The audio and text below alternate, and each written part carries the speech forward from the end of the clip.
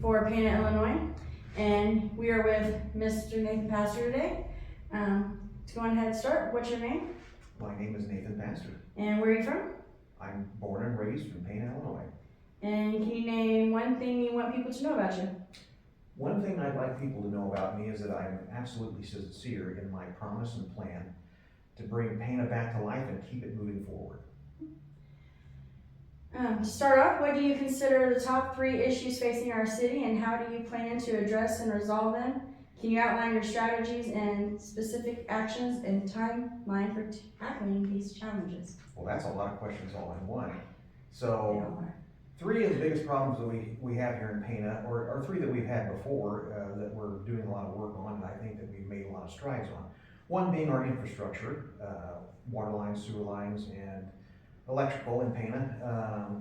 Over the past 4 years, as you've known, we've very vigorously and very enthusiastically went and got grants and worked very hard to get to where we're at with infrastructure repairs in Pana. That I would consider one.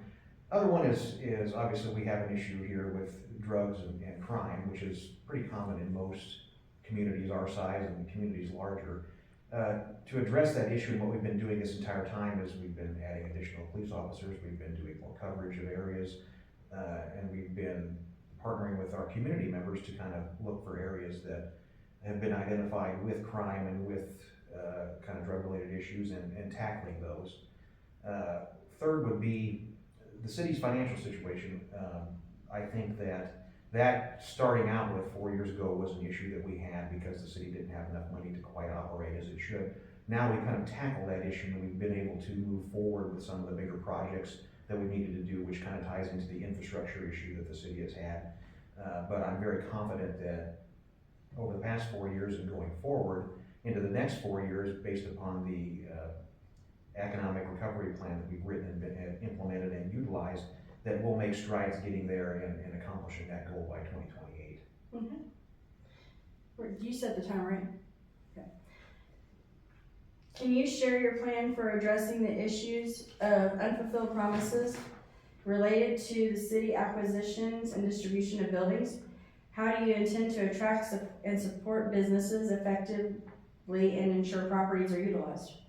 Well, I don't think there's been any unfulfilled promises with buildings. The city of Pana, what we've started doing in the past, and we've kind of taken a new way of looking at things. The buildings in Pana that we have, unfortunately, are were in a dilapidated state, a state of disrepair. So you're kind of at a catch-22. What do you do here with those kind of buildings? The buildings, for one reason or another, cannot be maintained by the owner of the property. Either they couldn't afford to maintain them, or they didn't want to maintain them. So what does the city do? Do we allow them to continue to fall down, collapse and get torn down, or do we step in and say, hey, we want to preserve our history and our heritage, and we want to make sure that these buildings live on so that the city can use them and they can be utilized. So what the city of Pana has been doing, and actively doing since around 2022, is slowly acquiring these properties from property owners that either don't want them, can't maintain them, or don't want to utilize them anymore. And we've been actively searching for developers to operate these buildings. But you got to remember, with these kind of properties, it's very, very expensive to restore them. It's very, very expensive to maintain them. So what do? Do we just allow them to fall apart, or do we save them and utilize them for future generations? So the city of Pana, and through our economic development program and our grant writing program and all that, came to the conclusion, and along with the city council as well, they've been on board with it too, is fixing the buildings. We put a roof on the property, we do the masonry work on the property. That way we buy time. We make sure that the building is able to survive. And while that building is able to survive and we have time built up, then we can actively look for developers to go in and to take those properties. So the city of Pana actively pursues what's called an RFP, or request for proposal, on these properties, and we put them out for bid. So we say, hey, we want a downtown developer to come in and put in X, Y, and Z type store, or X, Y, and Z type business. And these bids come in, and then these developers, as they come in, will put a bid on the property. So we ask them then at that time, if it's a right fit, they have to provide their financial status, they have to provide their financial information, they have to provide very detailed financial information, and they have to provide a very detailed plan with a timeline that they're going to do the project they're going to do. And we don't just look outside for these proposals, we look at the internal ones too. So you said in the question was unfulfilled promises. I don't see any unfulfilled promises with these 5 or 6 properties that the city owns, because each one of these properties that the city owns is currently under negotiation for redevelopment. 3 of them are with outside businesses, and 2 of them with local people. So, but you also have to make sure it's the right fit, because we can't just take these properties and say, yeah, anybody can have them. Come in and do anything you want to. We have to make sure that it's viably sound for the community. It's something that we want in our community, and the individual that's going to do the project has the wherewithal to do it. You can't just give the property or enter into a redevelopment agreement with somebody that has no plan or the finances or capital to do the project. So, as I've said, we've got most of them in active negotiation right now, and going forward, I don't see it being a problem getting these properties filled. And you also got to look at the timeline too. The city of Pana, you know, in all leaps and bounds, has been 4 years. Most of these projects to redevelop a property, let's say the size of George's Candy Store, and I'll use that as an example because everybody knows what that building is. That building's in pretty good shape. But to get it back up to good speed that can be occupied by a business, you're talking $300,000 to $400,000 easy, if not more than that, because the cost of goods and labor are very expensive. So we have to make sure we find the right individual that can come in and do that. Do I have a timer on me? Yeah, Okay. that way we don't go over so long. Oh, all right, sure. Okay. Just so it's not over an hour and a half, because that would be very long. I'll try to keep it down. I think it's 4 minutes. I meant to say that before, I'm so sorry. Okay, fine, Yeah. Sure. Given the city has passed an ordinance to allow dispensaries, how do you plan to approach attracting and establishing a dispensary in our town? What steps will you take to ensure this initiative is successful and beneficial for the community? Well, we already have. And I better add, because I did add in the other video, I added other cannabis businesses too. Okay. So the city already has done that. We are in active negotiation with a dispensary and a cultivation site. The cultivation site, we're looking at our industrial park. The cannabis dispensary, we're looking at closer to the downtown area. So that process is already underway. I can't really discuss the great details of it, but I can promise you that it is not off the table, and it is an active discussion to bring that to our community. So I'm still all for it. We're actively working on it, and I have great confidence that it will fulfill, and we will see it come here. Okay. What specific measures do you plan to implement to help reduce costs for citizens? Can you outline any programs, initiatives, or policies you choose or you propose to provide financial relief and improve the overall affordability of living in our town? Well, so the city of Pana can't raise your taxes. The city of Pana can't raise the cost of your food. The city of Pana can't raise the cost of gas. The city of Pana can't really raise any cost of living. The only thing that the city of Pana can do to kind of offset any cost towards the individual in Pana is what's called a sales tax, a municipal sales tax. And the city of Pana has not implemented a municipal sales tax raise in the 4 years I've been here, and I don't plan on doing it anytime in the future. Now, if you're referring to like the 6% water rate raise, that's I think is a different question, and I can address If you want that to wait, that'll come up soon. when we get to it. But as far as helping offset the cost of living, like goods and services, the city of Pana is very, very limited on what it can do financially for the individuals that live here. So I other than cut the sales tax rate from going up and down, or that's something we can really do. Okay. And that's something that I'm not going to change at any time I'm in office. Okay. Given the recommendation by independent firm to raise rates to address the funding shortage, and considering the ongoing increases in water rates that have resulted in some of the highest rates in the region, how do you plan to balance the city's financial need with the burden of on the residents? What alternative solutions or strategies would you propose to address this issue without further increasing rates? So at this point, the city of Pana and myself have no interest in raising the rates of water anymore. The 6% that we have was something that was implemented a long time before I ever came around.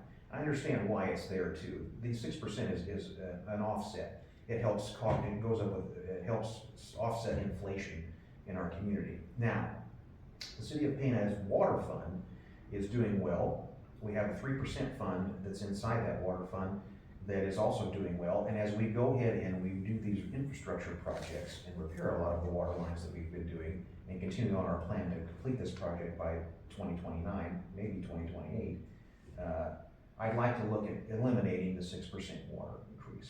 I think at that point we'll be at a financially successful point where we can offset that cost with some strategic type of investing. Now, we can't go get grants to help offset it. We just have to make sure that we have enough water rate funding coming in that we can maintain these water lines. So all the major repairs and rebuilds that are going on right now that is self-fund will go away once the projects are complete and all of our water lines are new.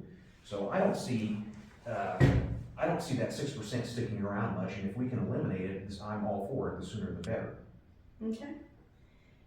Can you outline your strategy for addressing the growing number of homeless individuals in our town? What specific measures or programs do you plan to implement to provide support and long-term solution for those in need? Homeless is tricky, especially in the state of Illinois. Funding for homeless shelters and things like that are almost non-existent, especially at a municipal level. What the City of Pena and what we've discussed doing is offering some kind of get back on your feet program, where the city can take you to a shelter outside of the City of Pena and help those individuals that want to be helped. Now, there are individuals that don't, and the City of Pena and our police force have reached out through some innovative programs like Safe Passage and other programs like Head Forward and another one, I can't think of the name of it, is that go out to the community that find individuals or approach individuals that have a known homeless issue here in town, but if they don't want the help, we can't help them. So the initiatives that we've utilized to help that program, I think, are good and solid, but where the City of Pena sits at the moment financially and through the state of Illinois, opening something like a shelter or something like that is just not feasible because there would be no way to fund it. I would love to see that, but until the state of Illinois starts offering, or the federal government, divisions and institutions that can start funding that operation, that's going to be a very, very hard thing to do. Okay. What is your strategy for improving the conditions of the roads in our town? Can you describe the specific actions and timeline you have in mind for addressing the current road issues and ensuring long-term maintenance? Yes, I'm glad you asked. So, local street roads, not the state highways. We have a strategic plan in place where we are repairing and rebuilding each of these roads systematically over time. We allocate our full budget amount that we have allocated every year to this, and we work our way down. This year we've got 7th Street, I think 4th Street that they're doing. And a part of 6th Street is getting repaired, and then side streets like Chestnut, Walnut, and Hazel, I think. There's several different ones. The state highways. Now, the state of Illinois and through Illinois Department of Transportation will be rebuilding all of Illinois Route 51 and Route 16 and Route 29. This has been an ongoing process. We meet with these individuals every 3 months to discuss this project. And right now, it is almost shovel ready. They plan to let the project in April and hopefully start the rebuild process in June. Now, that will give us enough time with our water grant that we got today to move the water lines that are underneath the highway so that they are easily accessible on the side while they're doing these repairs. If we time it right, it'll work out great. So the major highways going through Pena will get rebuilt, and they're going to start that project this year. We've got confirmation of that, and it will come out through the Illinois Department of Transportation that we will get these rebuilt.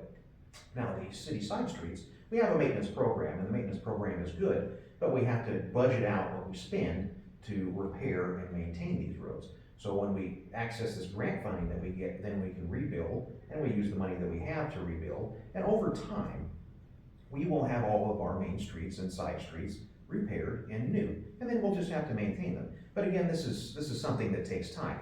These roads didn't get this way in the last 4 years. They've gotten this way over decades of just lack of funding or lack of caring or whatever it may have been. So the plan that we've implemented now with our economic recovery plan is working. We're tackling as much as we can each year, and as like I said today, with this infrastructure project grant that we got, we're going to have to redo 9 blocks of infrastructure, and then we're going to have to redo what's over the top of it too.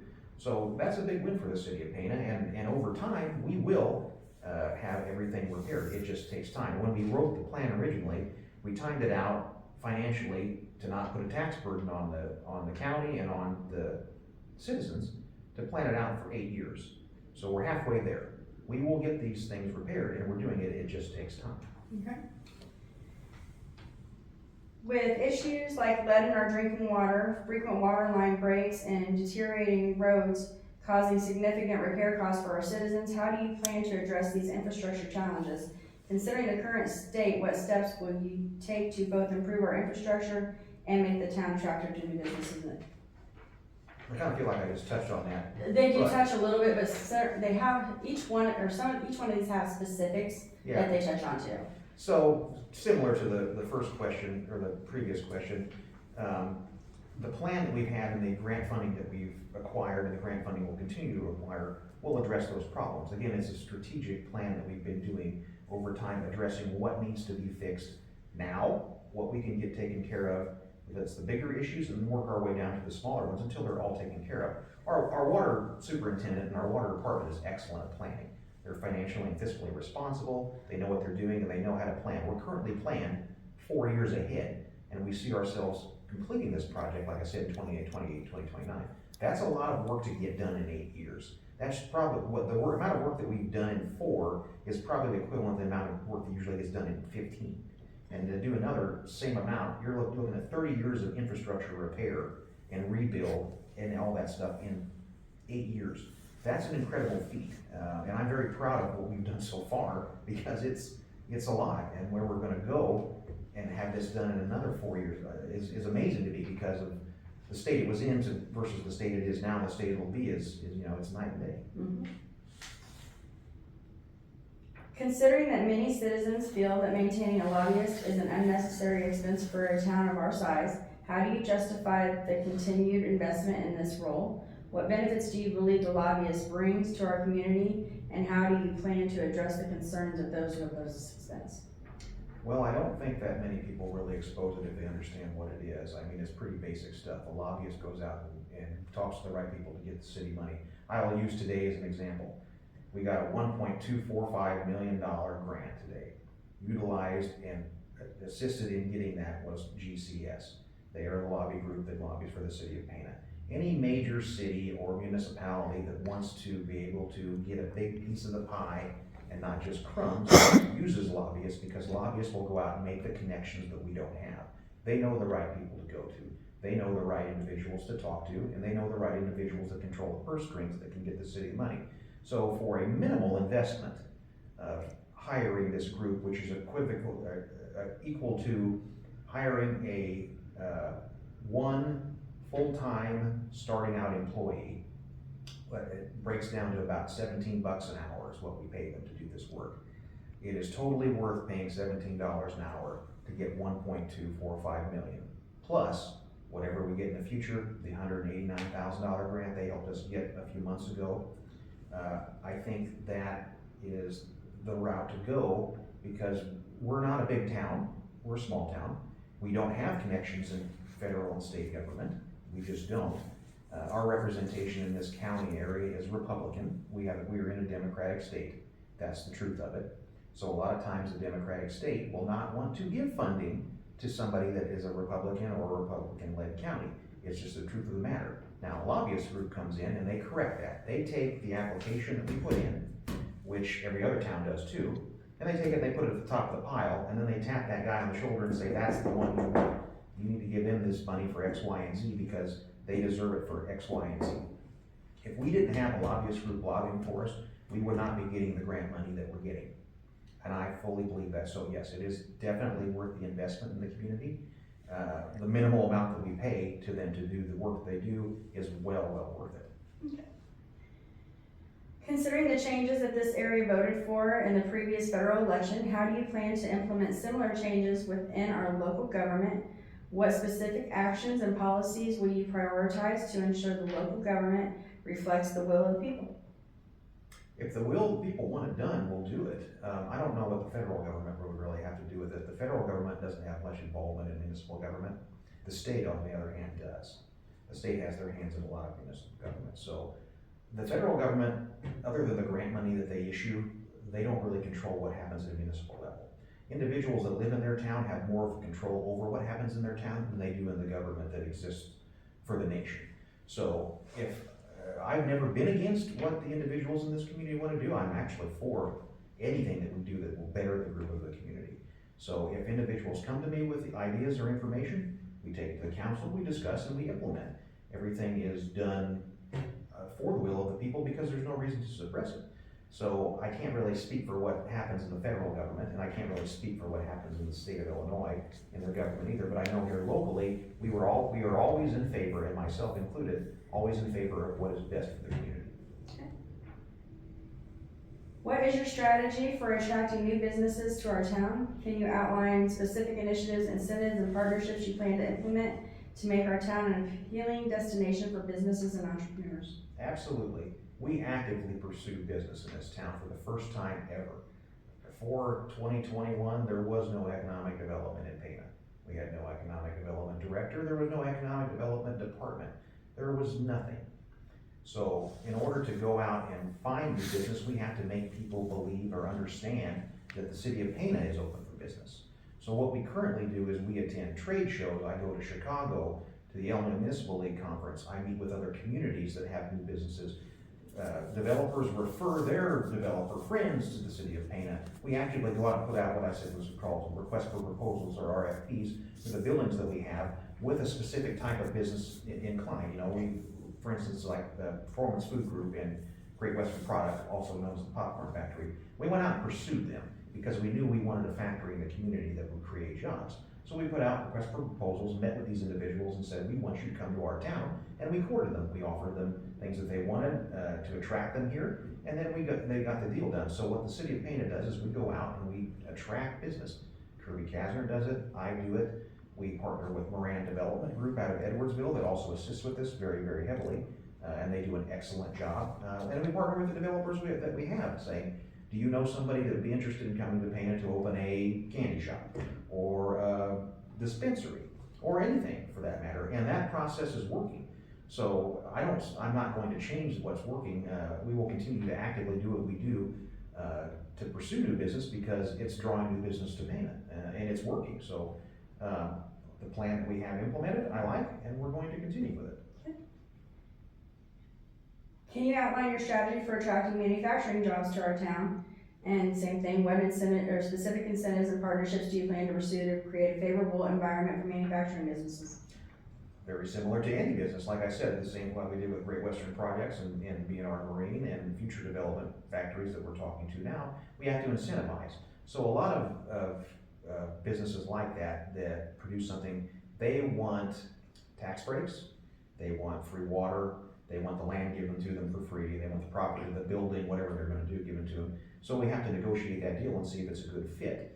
Jack Flash, for example, was a big project. That was 27 parcels of land that they had to acquire. They got a tax break for X amount of years. They also got some help assisting with demolition. You have to make these deals with developers favorable to get them to come here because we're not the only ones wanting it. Lots of other towns are doing the exact same thing. So we have to incentivize high enough or unusual enough or interesting enough to make them say, Pana should be my home, and here's why.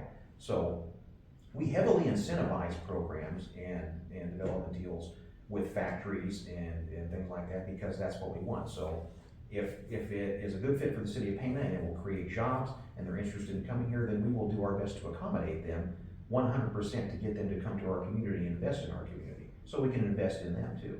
Okay. Since 1985, the promise of providing water to the people at the lake has remained unfulfilled. How do you plan to deliver on this long-standing promise? What specific actions and timeline do you have in mind to ensure the residents at the lake receive the water they have been promised? So I was 4 years old in 1985, so I don't know where that came from.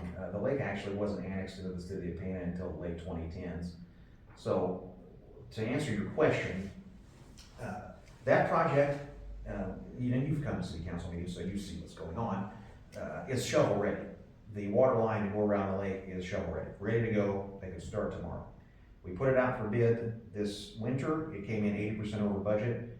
We denied the bid, and we will put it back out for bid in the spring. If the bid comes in more reasonable, we will accept the bid and then do the project. This project that this question is speaking of right now is closer to fruition than it ever has for the city of Pena and the residents out at the lake, or the extension of Ward 2, which is the lake. So this project is ready to go. It will begin sooner rather than later. It's not going to go away, just as long as we have the funding that we need and it comes in at the right amount of money so that we can pay for it correctly and we don't have to borrow or extend or whatever. We can start that project this year, and I'm hoping that we do, but it's ready to go. Considering the 6% yearly increase in our water bills, do you have any plans to address this issue? What measures would you take to potentially lower and eliminate the rate increases, and while ensuring the financial stability of the city's water services? Well, like I said before, the city does better, it draws in more revenue, and it creates more business, our coffers will rise. Our citizens will come in, we'll have new people move here, and we will draw more funding into the water department. So what I see happening with the 6% increases as time goes on in the coming years, and maybe sooner, we can eliminate it because we'll be funded adequately that we won't need it anymore. Okay. Can you share some specific initiatives or projects you have undertaken to improve our community? What tangible results have these efforts achieved, and how do you plan to build on them in the future? Well, okay, this might be a long one. So going in 2021, like I said, the city of Pena had no economic development of any kind. In researching cities, every single city that I looked at and studied had an economic development department, and it's been in place for years and it actively pursued business. We had to look at why Pena wasn't making it when other towns were. And the answer was pretty simple. It was because that we just didn't have any business coming in. We didn't have anything new coming in. We didn't have any tourists coming in. So creating an economic development department started that catalyst, and it started that search for economic development and new businesses coming to Pena to say, hey, we're open and we want you here. That was a big initiative. That took a lot of work to get that done, and we were very, very lucky that we got the individual that we got to do the work, because she is excellent at her job, and she's proven her ability to bring this kind of business into the city of Pena over and over and over again. Second, in 2021, we had almost zero code enforcement. The city of Pena did not enforce code, and that is why the buildings uptown and homes around town were in a dilapidated or falling apart state. So we had to create a ordinance department to enforce code, to make people take care of their buildings or their houses or their property so that they wouldn't fall into a disrepaired state, so that they weren't a threat to the community. So that was a big undertaking too. We wrote laws, not legislation, for the community to effectively take that role and enforce it so that the town would clean up. We've torn down 37 derelict houses in Pena. We've torn down dozens of derelict buildings in Pena. We've cleaned up our community because of those things. So those particular initiatives, along with our very, very active pursuit of grant money through our lobbyist group and through our economic development department, has brought in millions and millions and millions and millions of dollars to the city of Pena that we were able to utilize to repair the things that the taxpayer, the local individual that lives here, can't pay for and shouldn't pay for. So I think at last count we were up to 5 million, 5.6 million, something like that. This one today probably knocks it up a little bit further, of grant funding that the federal government and the state is giving to the city of Pena because it believes in the city of Pena to repair its infrastructure. And when we make these repairs, it will draw more business to Pena because we can advertise that, hey, we have a whole new infrastructure underneath our city for your new business that you want to bring here. We can accommodate your factory. We can accommodate your restaurant. We can accommodate your store. And that will happen. It's a snowball effect, but we had to start somewhere. So starting with those programs that we initiated have seen a great, great success in our community. And it's evident to even the biggest skeptic in Pena. The town looks better. It's cleaner, it's nicer, it's more approachable. The buildings are now safe from collapsing in on one another or catching fire. They've got a new lease on life, and they have now had time bought for them to be able to find new businesses to go into. So those programs, along with our partnership with Moran Development and a pretty much unified council on board with doing these kind of projects, I see our town flourishing even farther, because in the past 4 years, the city of Pena has learned to walk again, to learn to stand. but I'm gonna teach you how to run. Considering Iowa's success in saving $2.17 million through its government efficiency program, what do you think about Pana implementing similar initiatives to achieve comparable results? I don't think there's any wasteful spending in the city of Pana right now. Our budgeting program is very, very thorough, and it's to the penny. We have an excellent budgeting department. We have an excellent city clerk. Each one of our department heads takes their budget very, very seriously, and they're discussed very, very thoroughly before they're put into the budget, and our council reviews them very, very thoroughly. So I don't see any waste in what we're doing. I think that the city of Pana is spending every dime that it has on what it needs to help a community and to rebuild a community. So I don't think implementing a government waste program will solve any problems with the city of Pana. If anything, it would just be wasteful spending on that department because it's not needed. If I thought that the city was wasting money, you know, that's something that we would have done before, but I review the budget just as well as anybody else. We have a treasurer that does the same thing. Wasteful spending is not an issue in our community, and I don't think it ever really was. I just don't think enough money was coming in. So I don't see any need for any government efficiency program such as what's going on in the federal government. Okay. How do you believe elected or appointed positions such as a city treasurer impact the community, and which approach do you think would be more beneficial for the city's needs? I think elected positions are very beneficial to the city, and I fully believe in elected positions. I think in the case of the city treasurer, the city saw an opportunity that all other communities around us had already implemented, and that a position of that importance and that fiscal responsibility was better taken off of a voting docket and allowed the city to be able to hire a treasurer. We took that position very seriously when our previous city treasurer retired and thought, let's see what other communities are doing with this, because this particular role is very, very intricate. There is a lot of moving parts. You know, back when the city of Pana was founded in 1858, whatever it was, you know, you could elect a treasurer because it was probably written in the ledger with a pen. And that's how it was, because it wasn't complicated. But now, city treasurer's role is very, very intricate and it's very, very complicated. So in order to safeguard that operation, I think, and the city council felt that it was best to take a cue from all the other communities around us that have hired treasurers and appointed treasurers rather than elected, to take that risk away.